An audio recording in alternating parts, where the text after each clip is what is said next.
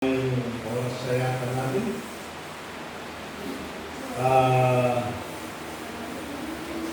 30 minutes yung program. Yung announcement na conferences, fellowships, kahit hindi kayo umaten, ina-announce pa rin para alam ninyo na may mga fellowship tayo kahit pa paano, no? Yung sa yung NLFBC, that is Northern Luzon Fellowship of Fundamental Baptist Churches. Nakikipellowship tayo sa kanila dahil kahit independent ako, no, independent, galing ako ng NLFBC o kaya Fundamental Baptist. Yung Baptist doon, yung hindi nakakaalam, marami ang pagkakaiba sa ating Baptist. Hindi ko alam kung sino sa aming dalawang Baptist. But I see to it na hindi tayo. Dahil dyan pa lang sa tithing, dyan kami hindi nagkakaunawaan. Ngayon, yung may isa pang fellowship ng young people, youth camp, to be hosted by the Bilance Fundamental Baptist Church, Bilance, Nueva Vizcaya.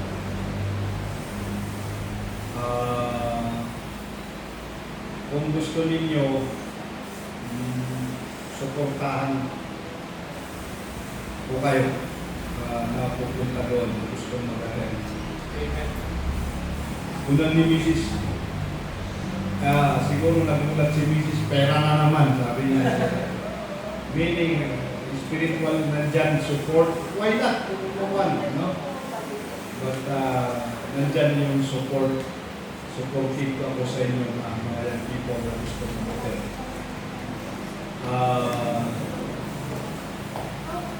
Ano pa yung isang fellowship? Wumiso, yung Wumiso, palaging sinasabi ni Mrs. na term na Wumiso, that is Women's Association yan, missionary, Women's Missionary Society. Ako yung ano yan, parang ganun yata. Pero para sa mga kababahian, fellowship nila yan, na natututo sila maraming mga bagay na kanilang natututunan dyan.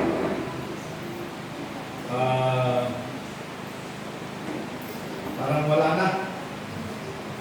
Yun lang yata. Hey!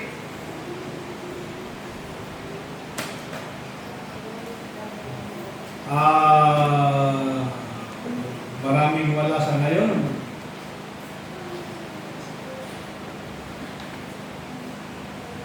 Ewan ko kung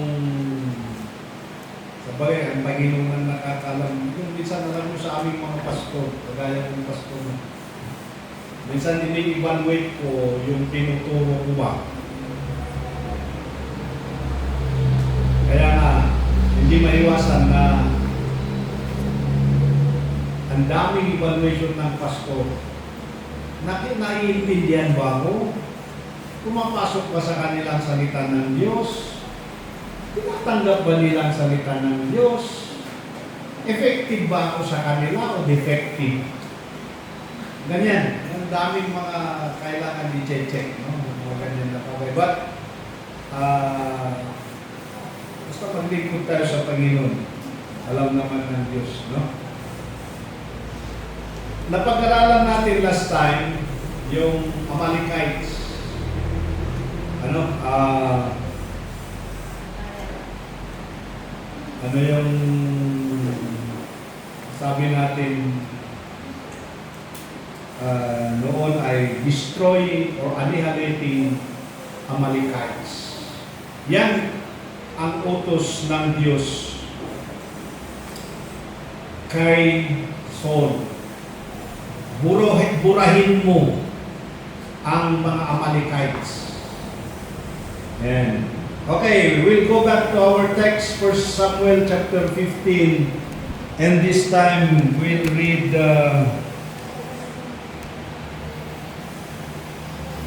verse 5. And Saul came to city of Amalek, and laid wait in the valley. And Saul said unto the Kenites, Go, depart, get you down from among the Amalekites, lest I destroy you with them, for ye showed kindness to the children of Israel when they came up out of Egypt. So the Kenites departed from among the Amalekites. And Saul smote the Amalekites from Havilah until thou comest to Shur, that is over against Egypt. And he took Agag, the king of the Amalekites, alive, and utterly destroyed all the people with the edge of the sword. But, ito na, verse 9, But Saul and the people spared Agag, and the best of the sheep, and of the oxen, of the fatlings and the lambs, and all that was good, and would not utterly destroy them, but in everything that was vile, and refused that they utterly destroyed. Yan. Napag-aralan natin, just to remind you, review our message last Sunday. Sabi ng Diyos kay Saul, King Saul, tanggalin mo lahat. Burahin mo na yung Amalekites na yan.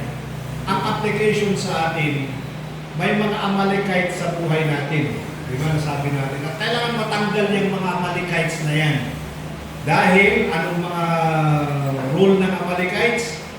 Hindi sila kailangan sa buhay ng mga Hudyo, disturbo sila sa buhay ng mga Hudyo. Sa atin, ang Amalekites ay ganun din. May mga Amalekites tayo hindi kailangan at disturbo lang sa buhay natin bilang Kristiyano. Kaya ang sabi ng Diyos, tanggalin nyo na yan. Totally tanggalin ninyo. Dito sa verse na binasa natin, verse 5, patay. Itong si Saul, anong sabi niya? Pumunta nga siya, ginera niya yung Amalek, hindi niya pinatay yung king. Kinuha niya yung mga matataba at magagandang animals. Inuwi nila yun. So, mayroon tayong makitang kasalanan si Saul. Una, na kasalanan na maliwanag na makita natin dito ay yung sin of disobedience. Hindi pagsunod. Nung nag-usap sina Samuel at Saul, kinonfront ni Samuel na prophet si Saul at sabi niya, hindi mo sinunod yung utos. That is disobedience. Yan ang kasalanan ni Saul. Ngayon, paano ito nangyayari, itong sin of, ang disobedience, yung mohe, hindi pumati, hindi makinig, ayaw sumunod. Yan ang disobedience. Now, makita nyo ang form ng disobedience dito. Madali ninyong maintindihan. Ang sabi kasi dyan, Kainin mo lahat. Mga babae, lalaki, bata, lahat-lahat, pati animalis. Kasi nga, hindi magandang epekto niyan sa Israel. Ngunit, nung kinonfront ni Samuel si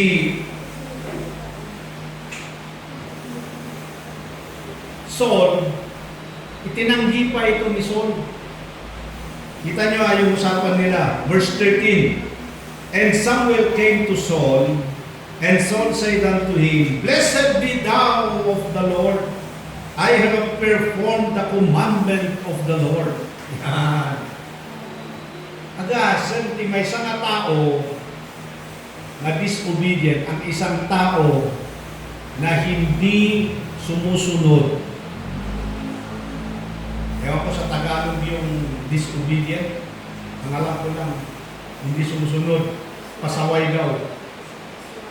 Pasaway. Hindi nakikinig ng utos, no? Ang sabi niya pa nung dumating si Samuel, sabi niya, Blessed be the Lord.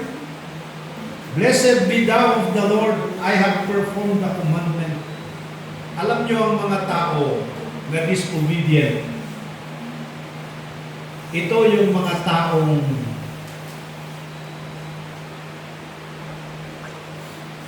hindi nila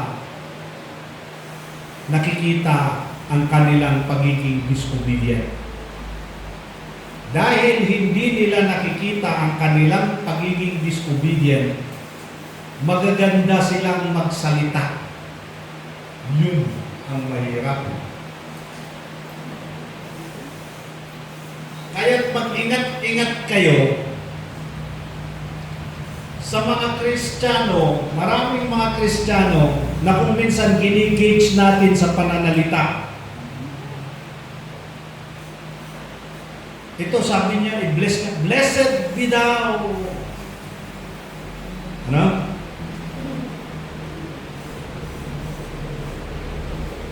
May the Lord bless you, he said. May the Lord bless you. Ang saya-saya niyang sumalubong. Pero hindi nalinlang dito si Samuel.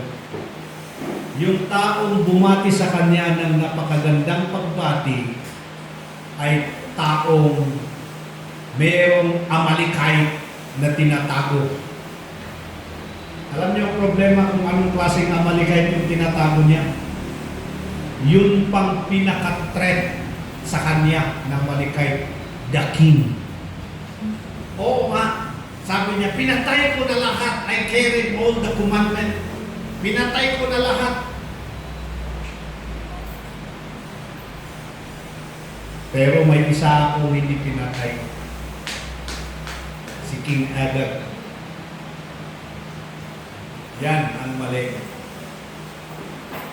Parang sabi niya sa application, parang sinabi ni Saul, Samuel, tinanggal ko lahat, binala ko na lahat yung mga disturbo na Amalekites dyan, na nagkokos ng disturbo at pagkakasala, bad influence. Pero meron akong tinirang isa. Yan ang tawag dyan ay partial obedience. At kung basahin niyo ang 1 Samuel, ang James, chapter 1, at chapter 2, verse 10, sabi niya, For the person who keeps all the laws, except one, is guilty as a person who has broken all the laws.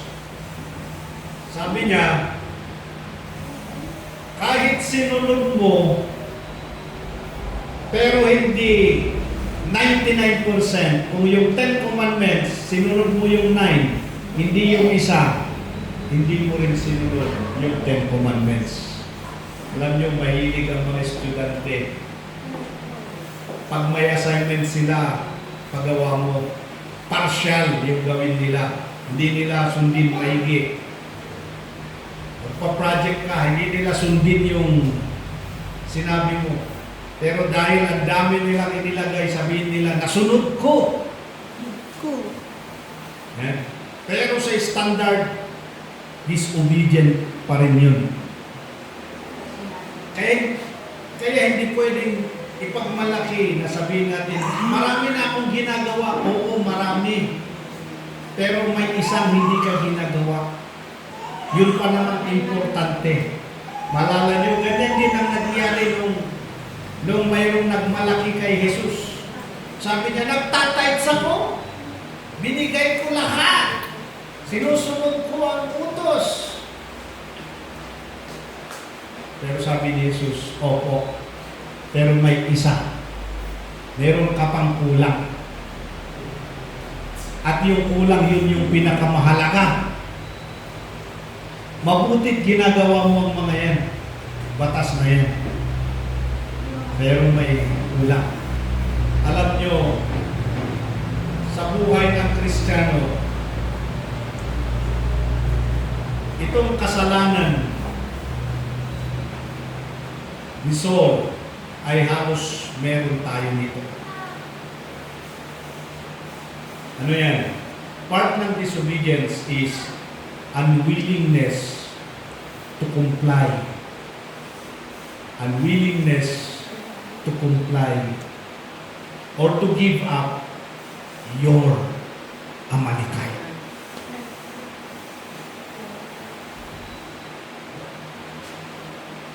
Kita mo, ang saya-saya dito ni dito dahil may Amalekites yan. Ayaw makinig. The Amalekite of not listening.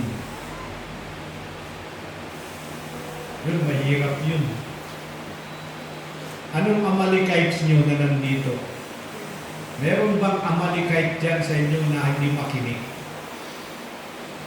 Yan ang sisira sa'yo. Hindi ka lalago, disturbo yan sa buhay mo. Lalo sa inyong mga young people, listen to this. Alam niyo ang problema ng Ifugao, sa palagi mo sinasabi, alam ng mga ito. Kaya ako very passionate na ako, gusto ko talagang mag-educate dito sa Ifugao. Yung solusyon para ma-overcome ang problema ng Ifugao about what? Immorality, early pregnancy, ang babata involved na sa premarital sex. Wala pang kakayahan mag-isip ng matino pero nai-involve na sila. Top record ang Ifugao. Nakakalungkot.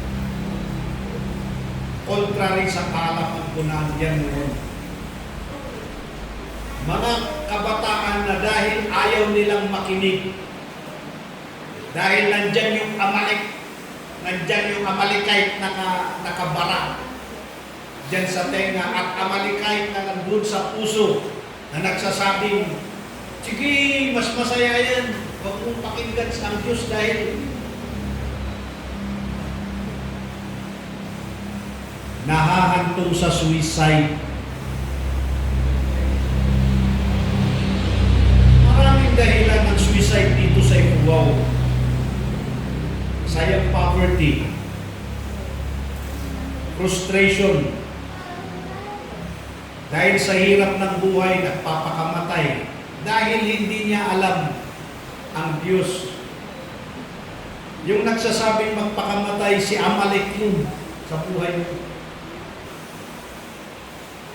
Translate ni Jay, yung Amalek si Satan. Sabi ko sa isip ko, hindi naman. Dahil si Satan, palagi niyong sinisisi, pero kung sa totoo lang, hindi naman. Ang Amalek sa atin ay yung klase ng tao din na ang gawain niya talaga ay nag-i-influence. Naiinggit na ikaw ay lalago, naiinggit na mabless ka. Yan. Ayaw ni Amalek na mabless ang nation of Israel. Tayo, pag may mga Amalek tayong inaalagaan, tanggal ko na lahat. Ginipan ko na, hindi na ako nagsusugal, hindi na ako iinom, hindi na ako, ang dami mong sinabing hindi. Pero ano yung isang hindi mo matanggal-tanggal na masaya ka kasi? Gustong-gusto ng katawan. Yan. Minsan, alam nyo, umabot din ako sa iniisip ko, bakit kasi, lalo itong immorality na to, I'm referring to sexual immorality, dito sa ito. Bakit kasi ang lakas-lakas niyang katawan? Lahat naman tayo may katawan kaya nagkakaintindihan tayo dyan. Ang sabi ng katawan, gusto ko at gusto ko, gusto ko at gusto ko. Puro gusto-gusto.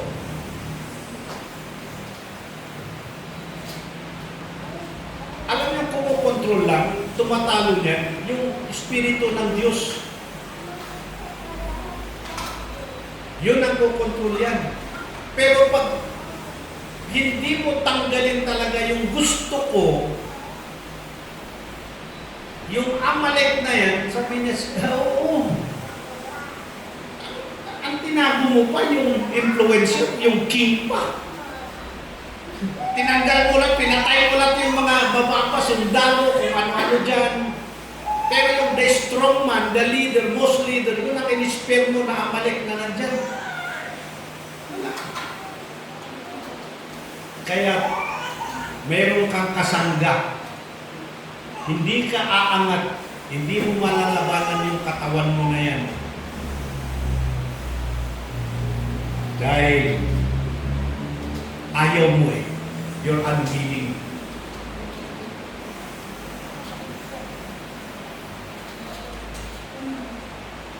Kaya nasabi ko nga sa inyo one time, kung gusto lang ng katawan, walang exempted dyan.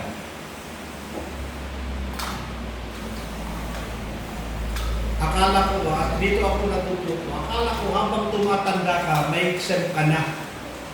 Mawawala na yan.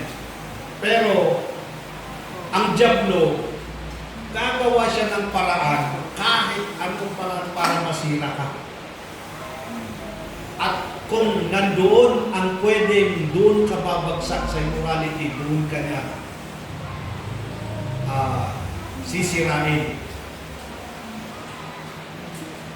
Kailangan marunong tayo doon na umintindi at i-give up natin. Hindi kagaya ni Saul. He's so unwilling to give up. Ayaw na din. Kaya sino may kasalanan? Bakit hindi tayo lumalago? Bakit nalalaglag tayo sa kasalanan? Bakit?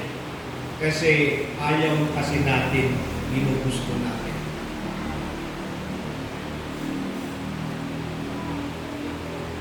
Pinadefine ko sa mga young people na klase ko noon. Sabi ko sa kanila, saan ang tamang o ano ang tamang dating? Paano kayo mag-date? Paano ninyo i-date yung mga kung may boyfriend o girlfriend kayo? Kita nyo kung gaano kasama ang utak. Sabi nila, sa imbornal, sa wangwang, sa tricycle, sa muyong, sa hotel, boarding house. Sabi ko, ganyan. Alam nyo, buti na lang nung na-lecture ko yan, ang ganda ng factor may lecture yan. Lesson nila yan, ang daming nag-response ng positive. Sabi nila, ganyan pala ang dating. Akala kasi namin ang dating, yung punta ka ganun. Ang dating pala ay yung kilalanin mo lang yung tao. Yes, kilalanin mo yung tao. Pag nakilala mo, doon ka na mag-isip kung magpaligaw ka sa kanya o ligawan mo. Pag babae ka magpaligaw, kung lalaki ka manligaw. Ganon. Tapos pagkatapos niyan, may process na naman. Normal process niyan, 2 to 3 years sana, courtship. Diyan mo ulit kilalanin yung boyfriend mo, girlfriend mo, kung yan ay magiging magandang asawa mo o okay, makasama mo habang buhay. Hindi kasi yung courtship, hindi pa kayo kinasal. Isang rule doon na i-avoid mo, premarital sex. Hindi mo pa yan asawa, kaya huwag kayong magkahiga na para kayong mag-asawa na. Rule number 8. Doon si Juan, para siyang mag-recite. Rule number 8 yan. Ano yung rule number 8? Putulin mo yung relationship kung hindi maganda. Kasi pag makita mo, for 2 years kayong mag-gayam, mag-jowa yung sabi dyan, no? For 2 years, nakilala mo na yung ugali niya, hindi maganda ugali niya. Isipin mo na, kung magkatuluyan kami, ngayon palang problema ko na yung ugali niya, yung bisyo na. Di lalo na pag nag-asawa na kami, wala na siyang hiya sa akin. So, rule number 8 is cut off the relationship if the relationship is not working well or working good. Yan ang rule number 8. It's better to have a broken relationship than to have a broken family. Iba ngayon, lalo dito sa Ifugao, normal na yung kill-in, alpostic, kindat-kindat, smile-smile, mamaya, date-dan, imbornal, mamaya paglabas, ang sexy-sexy, paglabas, buntis. Bakit? Kasi ayaw, kahit matatanda na, hindi kayang labanan yung katawan. Bakit? Huwag mong sisihin ang diablo. Hindi ko nididepensahan ng diablo. Ang sisihin mo ikaw dahil ayaw mong i-give up. Gusto mo din kasi.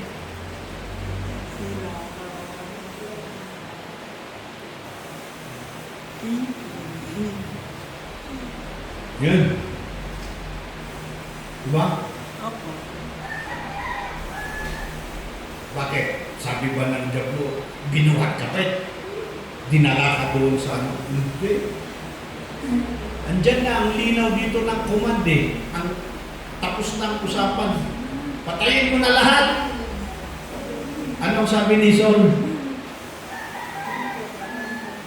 Paganda-ganda mo pag magsalita, no? Blessed be thou. Pero meron pala siyang tinatagong King Amalek. King of Amalek. Because he is not winning. Sa puso. Kaya nung nalaman ni Saul, sabi ni Saul, ikaw, hindi ka sumunod. Binola mo pa ang Diyos. The word binola ay wala, pero parang implication. Ang ginawa mo pa, yung sabi ng Diyos na patayin mo ng mga animal, ginawan mo pa ng dahilan para makalusot ka. Kinuha mo yung mga animal tapos isacrifice mo sa Panginoon. Bakit? Yung sacrifice mo na yan, na matatabang animal, akala mo tatanggapin ng Diyos yan? Hindi. Ang gusto ni Samuel sa kanya, sundin mo yung utos ng Diyos kaysa yung suhulan mo siya. Kaya maraming mga Kristiyano, sana wala sa inyo, no? At kung ano man meron kayo ganyan naisip, matanggal yung Amalek na yan. Ano yung maraming mga Kristiyano na akala nila sa pagpunta-punta nila ng church every Sunday, ay hindi to worship the Lord, but takpan nila yung Amalek nila sa buhay. Hindi maganda yun. Meron kang tinatago para hindi lang mahalata, punta ka ng church. Mas maganda na nandito ka sa church na malinis ka talaga. Alam din ng Diyos yan eh. Opo.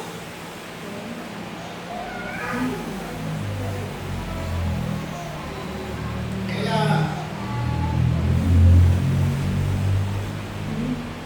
anong problema pa dito ni Saul? Yung unwillingness, yung pride niya.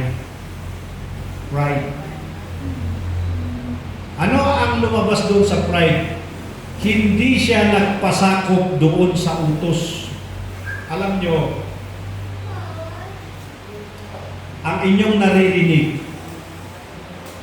at narinig na at maririnig pa, hindi po yan galing sa akin.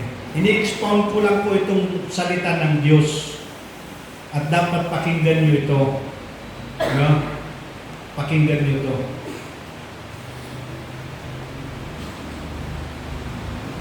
Ano yun? Yung nasabi natin dito, yung pride niya, ano ang lumabas doon sa pride? Ayaw niyang magpasakop. Yung gusto, ibig sabihin, yung gusto niya ang nasunod. Ang sabi ng Diyos, patayin mo, ang sabi niya, wag. Naging mas marunong pa si Saul doon sa Diyos. Diyos pa mismo. Parang kinorektar niya indirectly, hindi niya sinabing mali ka ako Diyos eh. Pero yung action ni Saul, parang niyang sinabi, parang niyang sinabi kay Samuel, sinabi niya na kay Samuel, parang niyang sinabi kay God na, Lord, mali, patayin ko lahat, pero ispare ko si King Agag. Kawawa naman. Parang sabi mong mas maawain ka kaysa sa Diyos. Mas marunong ka sa Diyos. Alam ng Diyos na si Agag ay leader yan. Mamumuno yan. Naging king yan dahil he's a strong man. Matatag siya. At kaya niyang pwedeng tuklawin si Saul. Alam ng Diyos yan. Pero nandito ang Saul, kung ewan ko kung anong tumatakbo sa isip niya. Sabi niya hiwain ko si Agag, King Agag. Amalekite yan sa kanya. Alam niyo kaya daming mga hindi nagbabago, Jimmy, ng mga Kristiyano. Maraming hindi nagbabago kahit sabihin nilang Kristiyano, nag-church sila, hindi sila nagbabago. Dahil nandyan yung Amalek nila na pride nila. Pride nilang Amalek.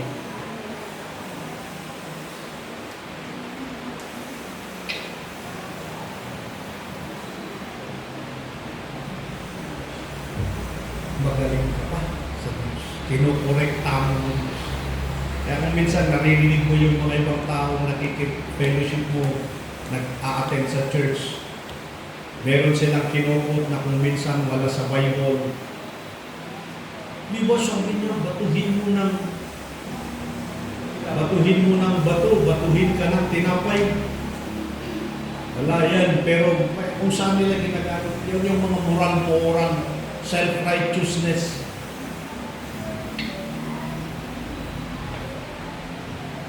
Ang gusto ng Diyos sa atin, ma-eradicate talaga yan. Matanggal sa atin. Itong mga natatawa ko sa loob ko sa conference. Pero kunwari kinukomfort ko lang naman sila konti-konti. Pero sabi ko, kahit pa paano tumama sa inyo yan, Binanatan ng speaker yung mama.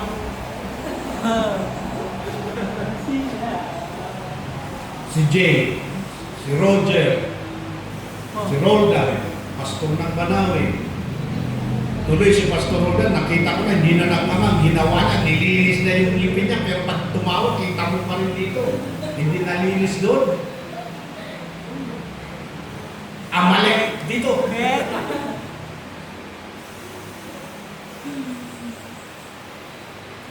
Iba pa rin yung pag natanggal mo talaga. Kahit sinasabi niya, di mo gandang ngiti mo. Walang bakas na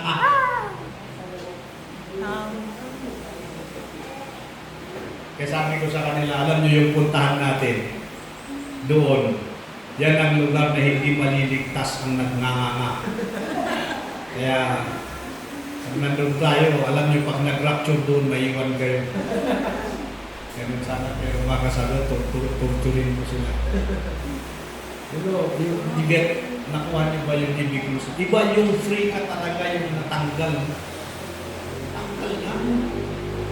Mas maganda yun. Yung desire ng mga laman.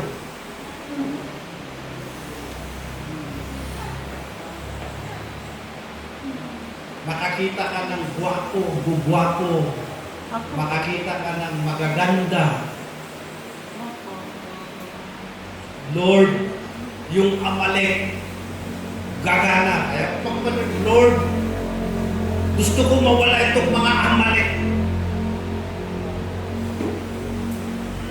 Kaya napadasal ako, sabi ko, Lord, gawin mong pinakamaganda sa mata ko, walang iba kundi ang misis ko lang. Gawin mo ang pinaka-desire na yung talagang magbigay ng satisfaction sa akin, yung misis ko lang. Kasi yung Amalek, sasabihin niya, hindi, marami pa.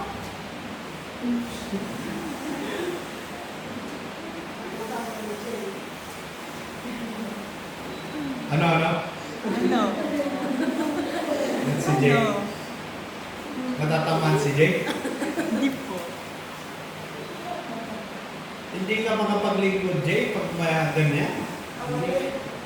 Hindi ka magamit ng Diyos na effective. Defective ka pala. Mahirap. Kahit sabihin mong itago mo yan, mahirap yan.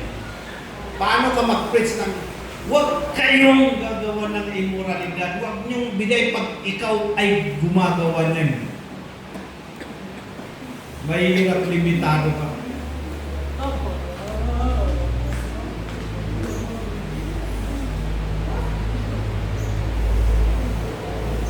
Limitado. Kaya, alam nyo, yung sakit ng ipugaw na ganyan, natatanggal lang yan. Kung tayo ay nasa Panginoon at tulungan natin ang ating sariling mag-isip, and then surrender it to God that the Lord will remove. Kill those Amalek. Maging honest ka na lang. Kung hindi mo kaya, sabihin mo, Lord, talaga na hindi mo kaya. Nandito si King Agag. Dito si Amalek. Inuunti-unti niya ako.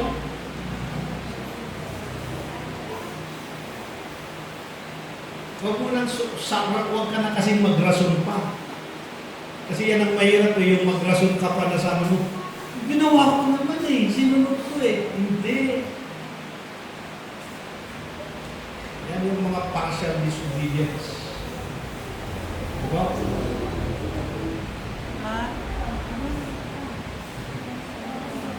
Partial. Ang gusto, 100% obedience.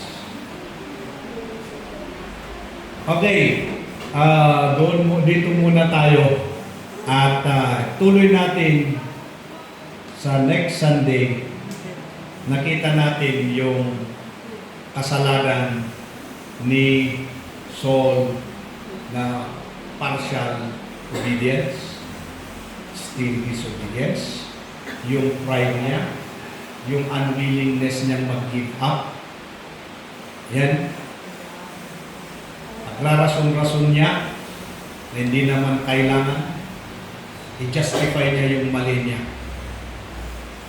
Meron yung kanta kasi, do right till the last call, do right though the stars fall, do right though there's no one else to stand. Kahit iwanan ka na lang mag-isa ka, by you, do right.